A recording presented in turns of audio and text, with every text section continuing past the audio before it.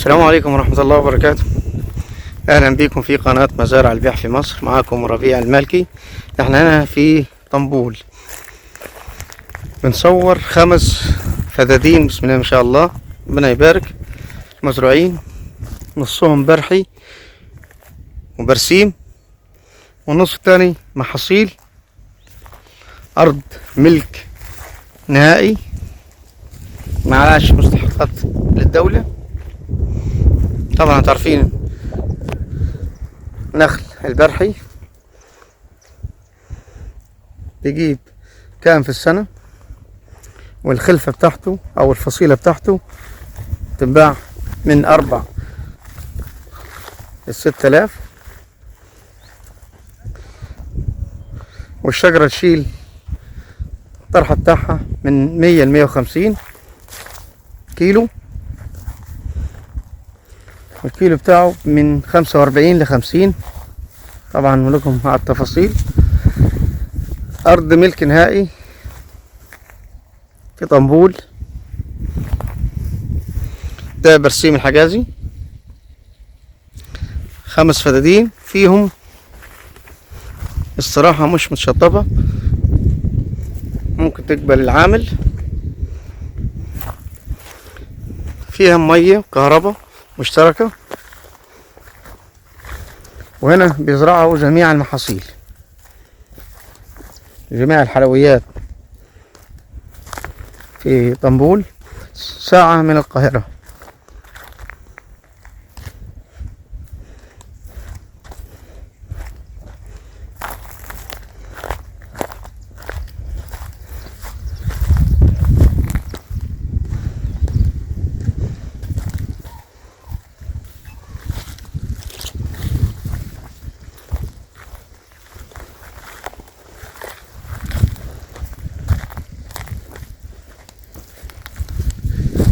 ده النهاية.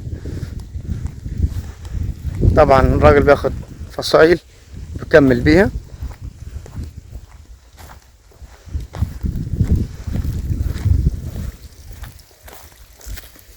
واخد وجهه على الطريق الرئيسي برا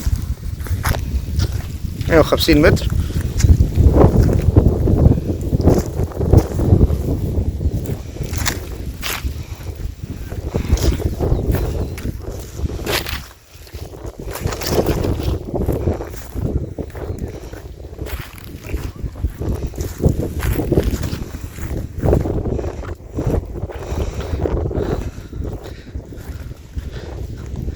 اخرنا الراجل الجار اللي زارع مانجا.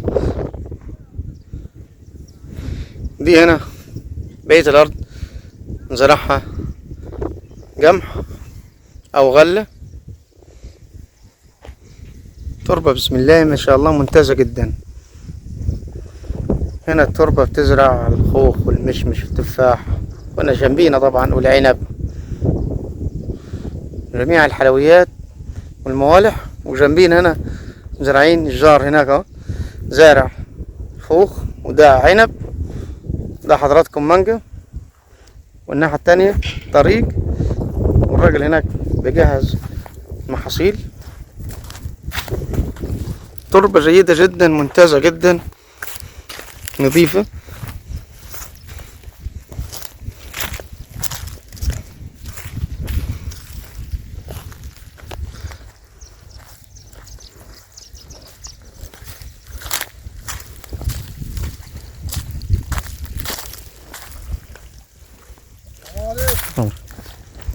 الحمد لله. بارك انت. صورني بقى بالمره وابعثني مع الارض بقى عشان ماشي. تبقى الدنيا ماشي يا باشا، ان شاء الله ربنا يرزق.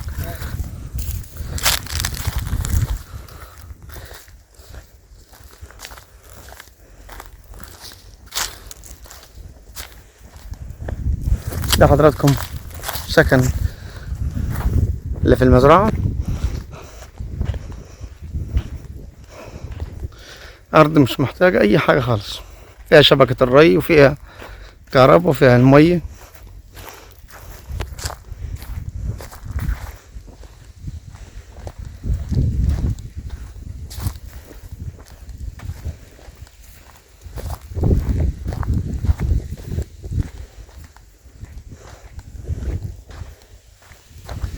ده موتور التسميد، دي استراحة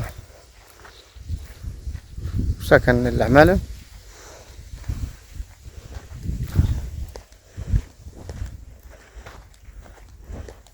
مش متشطبة، عاوزة تتشطب طبعا.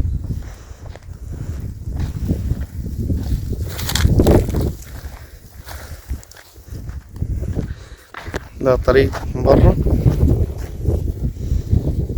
دي وجهة المزرعة بتاعتنا.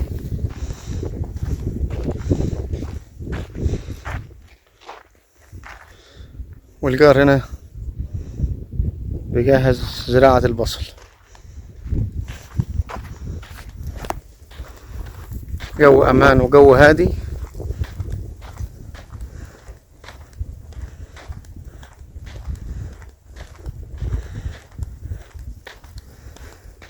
مش هتمشي كتير من الاسفلت،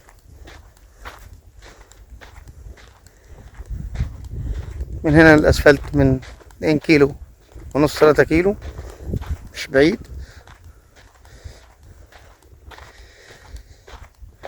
الناس اللي طالبة منا مساحات معانا في طنبول زي ما تحب.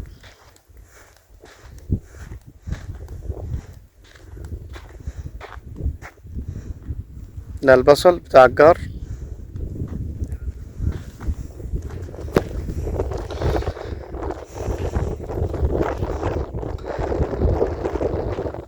هنا طالب في الفدان 800,000 إن شاء الله، قابل للتفاوض.